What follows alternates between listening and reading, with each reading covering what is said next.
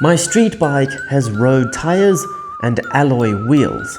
My motocross bike has knobbly tires and wire-spoked wheels. However, my supermoto also has road tires like the street bike, but then it has wire-spoked wheels like the dirt bike. So is there even a difference between the two types of wheels? And if so, which is best for your bike?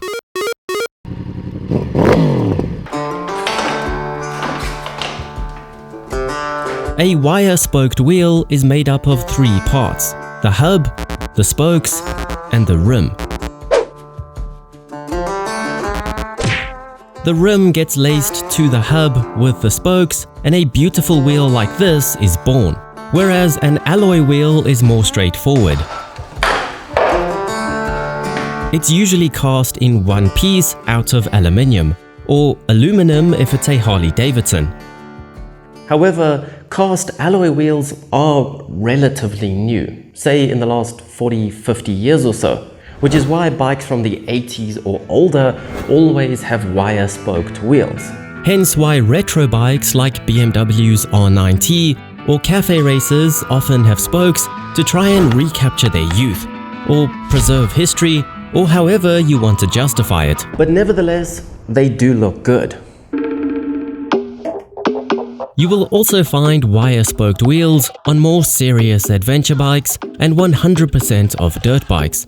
That's because the wire-spoke construction allows for more give and flex within the wheel, meaning when you hit a rock or land hard from a jump, the wheel can slightly flex without breaking. In contrast, an alloy wheel would just crack because they're brittle.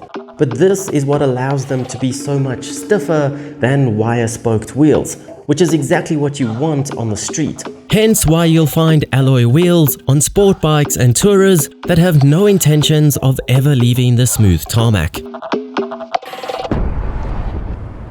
Alloy wheels are a lot more common these days, partly because they're usually tubeless, which makes plugging punctures easier.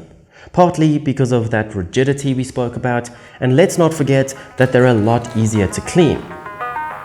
But mostly because they're easier and cheaper to produce.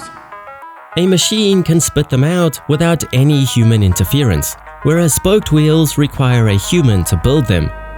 It also takes about 69 times longer to clean between each spoke, and they usually require an old-fashioned inner tube, but not always.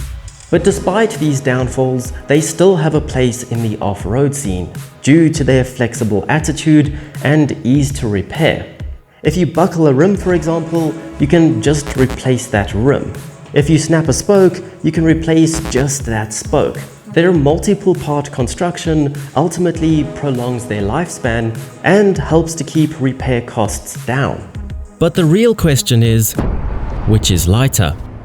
Well, the truth is that a fancy wire-spoked wheel will be lighter than a cheap and nasty alloy. However, a set of high-tech alloys will always be lighter than even the fanciest set of wire-spoked wheels, assuming they're all the same size. But weight isn't usually the determining factor here.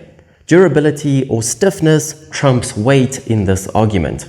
So even though you can break an alloy wheel in just 3 minutes off-road, and it can take 3 years to properly clean a spoked wheel, they both still have their place in motorcycling, and both look sexy in different applications. It's just my supermoto that's trying to get the best of both worlds. And it takes almost 1 million spokes to do so, to be able to keep it stiff enough to efficiently corner on tarmac, but still have enough flex to hit jumps without buckling.